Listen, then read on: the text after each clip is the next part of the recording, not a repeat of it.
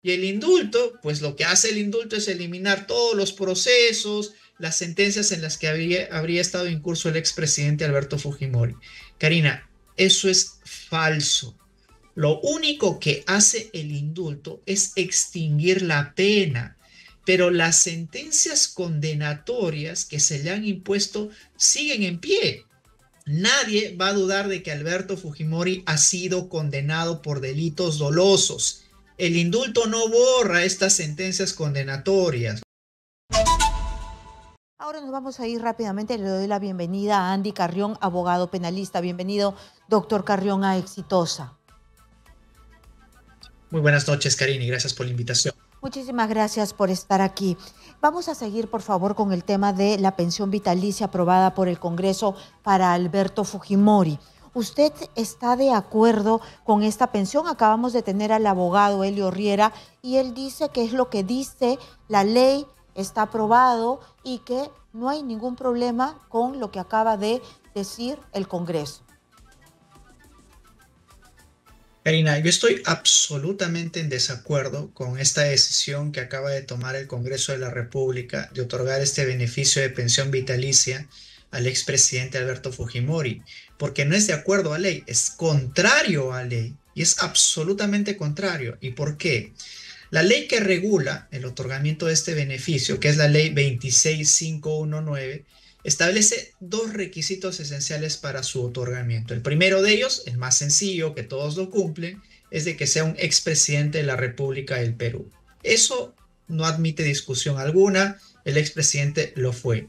Sin embargo, en el artículo segundo de esta ley 26519 se señala de que no debería estar incurso en un procedimiento de acusación constitucional, salvo se emite una sentencia absolutoria o sea declarado inocente. Y el problema principal, del cual no pueden salir todos aquellos que están opinando favorecedoramente a esta pensión, es de que al día de hoy el expresidente Alberto Fujimori no ha sido declarado inocente. Todo lo contrario, Karina, ha sido declarado culpable por diversos delitos en todas las instancias posibles en el ordenamiento jurídico nacional. Corte Suprema, apelación, han interpuesto recursos constitucionales. El día de hoy, Karina, es oleado y sacramentada la decisión final que le impusieron a Alberto Fujimori de condenarlo por diversos delitos, desde delitos de corrupción hasta delitos de homicidio calificado, delitos de secuestro agravado, delitos de usurpación de funciones, etcétera. Entonces, ¿cómo es posible, Karina, que incluso se trate de calificar esto como un derecho fundamental? No hay ningún derecho fundamental para que reciban una pensión vitalicio. Eso es un albur, es algo que realmente no tiene ningún sentido jurídico.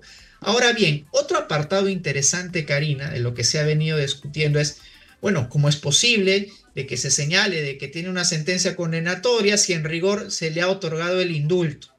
Y el indulto, pues lo que hace el indulto es eliminar todos los procesos, las sentencias en las que habría estado incurso el expresidente Alberto Fujimori. Karina, eso es falso. Lo único que hace el indulto es extinguir la pena, pero las sentencias condenatorias que se le han impuesto siguen en pie. Nadie va a dudar de que Alberto Fujimori ha sido condenado por delitos dolosos. El indulto no borra estas sentencias condenatorias. Lo único que hace es decir, ok, tú ya no vas a cumplir la pena en la cárcel, lo cumplirás en libertad. Eso es lo único que hace. Así es que no extingue la persecución, no extingue la acción penal. Lo único que hace es simplemente extinguir la pena. Y ese es el principal inconveniente, porque en este informe, Karina, el informe que he emitido, la Oficina de Asesoría Legal del Congreso de la República, se señala de que hay que presumir la inocencia de Alberto Fujimori. Pero ¿cómo la vamos a presumir si más bien ya la judicatura está segura de que es culpable? Karina, ha sido declarado culpable. Así es que esto es una confusión, diría yo, dolosa en la que ha incurrido la Oficina de Asesoría Legal, que de análisis jurídico no tiene nada, Karina. Y además hay algo importante. Salguana, que es el actual presidente del Congreso de la República y el presidente de la mesa directiva, ha dicho de que esto es un mero trámite, que como ya la Oficina de Asesoría Legal, otras instancias se han pronunciado a favor, él solo tiene que dar trámite. Un momento, ¿Él es acaso el de mesa de partes del Congreso de la República o estamos hablando del presidente del Congreso de la República que toma decisiones respecto de su institución? También nos Si miente. él analiza Si él analiza y señala de que no tiene sustento legal lo que ha informado un asesor legal o el jefe del área de asesoría legal, pues simplemente no se aprueba, Karina. Así de sencillo. Ujú. Nosotros hemos elegido a Salguana como congresista de la República y todo el Congreso de la República no lo ha elegido como el portero del Congreso, no lo ha elegido como quien atiende en mesa de partes, lo han elegido como presidente del Congreso de la República. Y como tal, Karina, él tiene que asumir la responsabilidad de si firma la resolución para que se le otorgue este beneficio de la pensión vitalicia. Todos tratan de desmarcarse de la responsabilidad, pero aquí no estamos hablando del portero del Congreso de la República, no estamos hablando del de mesa de partes, nada menos, Karina, que del presidente del Claro, Congreso de la República. el Así es que que va cada a uno tendrá tener, que asumir su el que responsabilidad. va a tener más responsabilidad es precisamente quien firma, que va a ser pues el presidente del Congreso, el señor Salguana. Lo que dice aquí este papeleo del Congreso de la República, olvidándose que la Constitución o las leyes dice, salvo que la sentencia judicial los declare inocente y ninguna Por supuesto. resolución dice que Fujimori es inocente, dice, la mencionada limitación tiene una naturaleza eminentemente temporal, toda vez que una suspensión no puede tener un carácter indefinido, más aún cuando de por medio se encuentra un derecho fundamental como lo es una pensión que muchas veces es esencial para la subsistencia de una persona. Entonces, hablan de la acusación constitucional, de una suspensión temporal y además el señor Fujimori tiene otra pensión, que es su pensión como catedrático de una universidad. No es un indigente. Entonces, se han olvidado de todo aquí para darle una pensión, para Karina, favorecerlo. aquí hay un absurdo jurídico que está siendo legitimado por todas las instancias del Congreso de la República. Tú bien lo has señalado en lo que acabas de lecturar.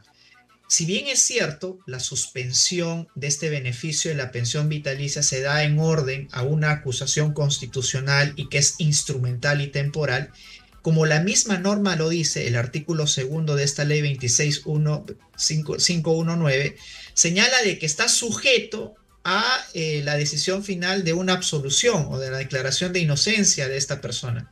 Pero resulta que todos se olvidan, por arte de magia, de que más bien hay sentencias condenatorias, Karina. Se suspende este beneficio hasta que se obtenga una decisión final de la judicatura. Y es evidente que hasta que no existe una sentencia condenatoria, tiene que presumirse la inocencia de todas las personas. Pero lamentablemente, para quienes defienden esta decisión, no hay ninguna sentencia absolutoria. Todo lo contrario, Karina, sentencias condenatorias firmes. Entonces no se puede presumir la inocencia de una persona que ha sido condenada. Todo lo contrario, todos ya estamos seguros de que él ha sido declarado culpable y por tanto la ley 26519 impide que personas que hayan sido declaradas culpables o hayan sido sujetas a la imposición de sentencias condenatorias reciban este beneficio de los peruanos. Y hay algo más grave, Karina. Tú, yo, nosotros estamos pagando esa pensión y estos dineros nuestros va a servir para que eventualmente pague también una reparación civil. La reparación civil, Karina, se le impone a la persona que ha cometido delitos. Entonces, ¿por qué todos los peruanos tenemos que aportar al pago de la reparación civil de una persona que ha cometido delitos? Entonces, aquí por donde se le ve a Karina, hay muchas irregularidades. Es más, ¿no? Se declaró hace un momento, tuviste ahí en tu sed al abogado y dijo que hay que presumir la inocencia, que no hay una decisión firme, que está cuestión. Bueno, hasta donde yo entiendo, la decisión de declaratoria de culpabilidad es firme. Ha pasado por todas las instancias, Karina, hasta la Corte Interamericana han interpuesto muchos Y por eso hay recursos de habeas corpus, indulto. Y etcétera. por eso hay indulto, ¿no? Porque si no fuese ya un Precisamente por eso hay sentenciado firme, indulto. hay indulto. Claro, o sea, ya se pasó por todo y por eso Precisamente, hay indulto. Entonces, Karina, no se puede cuestionar tan alegremente una decisión que si no, no se hubiera impuesto el indulto. Y los alcances propios del indulto, Karina. El indulto únicamente extingue la pena. No extingue, como dice este informe de asesoría legal, los casos, los procesos, la persecución que tiene el de múltiples delitos. Eso es falso, Karina. Ujú. Y además, para recordar, tiene no solamente los 15.600 soles, sino pensión y seguros, préstamo de vehículo, una persona asignada en modalidad de CAS y que va a ganar hasta, porque no se puede pasar ni un centavo más, 3.700 soles, vales de combustible con un tope de 150 galones mensuales. Muy bien, también le quería preguntar, ¿hay algo que se puede reformar en esta ley? Porque ya parece de verdad terrorífico, porque leemos que Alejandro Toledo, que le fue a pedir a Odebrecht 35 millones de dólares en coimas según la tesis fiscal, también está recibiendo esta pensión. Pedro Castillo va a pedir lo mismo y su sustentación es por lo que le acaban de dar a Alberto Fujimori. Entonces, tenemos una serie de presidentes que están pues en la misma situación y que quieren su pensión. Ese es el problema, Karina, cuando se dan interpretaciones antojadizas y direccionadas respecto a determinados beneficios. Porque si se le acaba de otorgar este beneficio de la pensión vitalicia, a pesar del impedimento legal a Alberto Fujimori, nada obsta que las posteriores interpretaciones respecto a Alejandro Toledo, Pedro Castillo, etcétera, Alejandro ya la también tengan que tiene. ser amparadas por el Congreso de la República. Alejandro Toledo ya lo tiene. Ya lo tiene, ya él está Sí, y cobrando. me refiero a la pensión vitalicia, Karina, pero además los otros beneficios que ostenta el presidente o el expresidente de la República tienen que también ser interpretados de acuerdo al orden de interpretación sistemática. La pregunta que deberíamos formularnos es la siguiente: ¿un condenado o alguien que está purgando una prisión preventiva, como es el caso de Pedro Castillo, el caso también de Alejandro Toledo, debe de seguir recibiendo los beneficios de oficina, seguro, seguridad, si está en el penal, Karina? Se supone entonces que también la interpretación, así como el de la pensión vitalicia, tiene ciertos candados impeditivos por parte de la ley, también debería de tener los otros beneficios, porque no es que el expresidente de la República esté dedicando, por ejemplo, a promover la imagen del Perú, a realizar representatividad dentro del ejercicio de expresidente de Estado. Está siendo investigado, procesado, ya sea a través de una prisión preventiva o en el caso de Alberto Fujimori, condenado de manera firme por delitos cometidos. Entonces, ¿por qué tendríamos que otorgarle esos beneficios si ya en el ámbito de la pensión vitalicia están impedidos por ley? Esta interpretación, desde mi perspectiva, también tendría que ser trasladado hacia los beneficios que acabas tú de mencionar, Karina, y el hecho de que estén en prisión tampoco hace de que puedan gozar. ¿O se les daría seguridad, Karina, en la prisión también? Esa es una pregunta que tendríamos que señalarlo. ¿Por qué tendríamos nosotros que pagar esos servicios que ahora mismo se les están otorgando?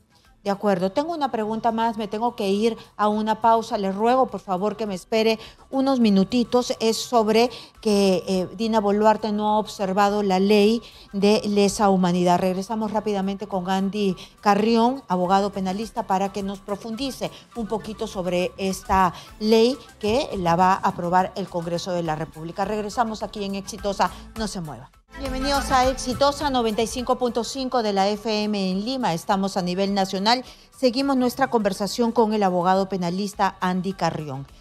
Doctor, yo le dejé una pregunta y es que Dina Boluarte no observó la ley que prescribía los delitos de lesa humanidad y está en manos del Congreso de la República. Han transcurrido los 15 días de ley y no hizo nada. Esto regresa al Congreso de la República y es el Congreso quien emite su publicación.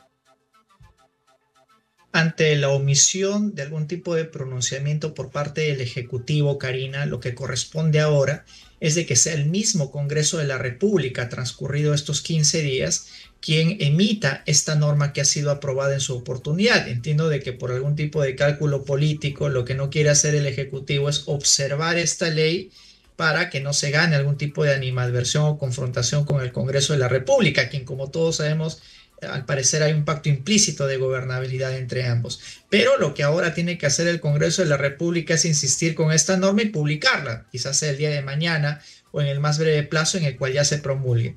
Pero ya en el fondo del asunto, Karina, Así es. esto va a acarrear muchos problemas, ¿no? Porque lo que dice en conclusión y en resumen esta norma, para que lo entiendan los televidentes, es de que a partir del año 2002 recién se pueden investigar los delitos como de lesa humanidad.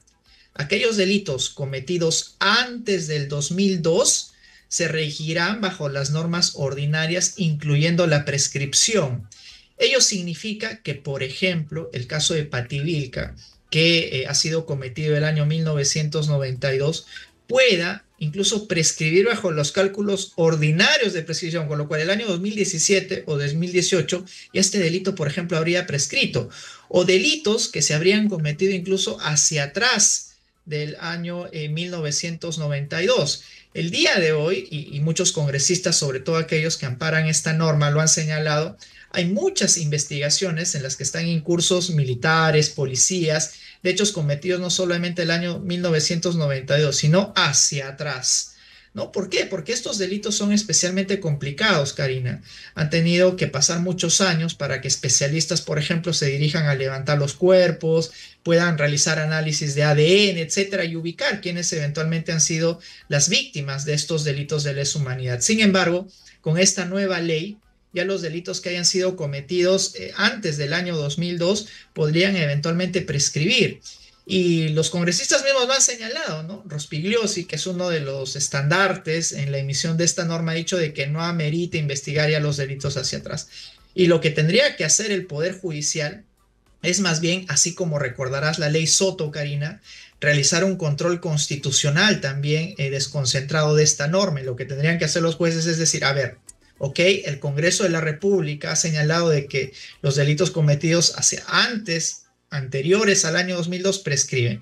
Pero desde mi perspectiva, y ese es el control que pueden hacer los jueces como lo hicieron en la ley Soto, el control desconcentrado implica que en este caso en concreto inaplique la norma emitida por el Congreso de la República en atención a los principios universales que informan la protección de derechos fundamentales. Yo creo que eso es lo que va a pasar, pero eso ya depende del caso a caso, Karina, porque incluso en el caso Pativilca, el abogado que tú tenías ahí en tu estudio, ha planteado ya un recurso de prescripción en su oportunidad, diciendo de que ya había prescrito el caso Pativilca y que no correspondía seguir, en este caso, procesando a los imputados. Como nos ha dicho. Lo va a volver a hacer. Y hay pero casos el clamorosos, caso siguió adelante. Hay, sí, pero ahora con esta nueva ley ha dicho que lo va a volver a plantear. Hay casos clamorosos como el caso Urresti, y usted me dirá si el caso Madre Mía también podría caer en esta prescripción, ¿no? Por supuesto, todos estos casos podrían eventualmente prescribir, Karina, porque ya no serían imprescriptibles. Y la mayoría de estos delitos graves, al transcurrir 15 a 20 años, tranquilamente podrían ya dejarse sin efecto, es decir, tendrían que ser archivados por el transcurso del tiempo. Y eso es lo peligroso de esta norma, Karina. Entiendo que esa es la circunstancia por la cual el Ejecutivo no ha querido comprarse el pleito de observar esta norma, pero desde mi perspectiva todavía existe un control judicial, pero ese control judicial es desconcentrado, se tendrá que hacer en el caso a caso como se hizo en el caso Pativilca. Lo que se espera es más bien de que el Tribunal Constitucional, como siempre, sea el último bastión de una interpretación respecto a esta norma, si se acorde o no, no solamente a la Constitución, sino también a los pactos internacionales de los cuales el Perú es parte.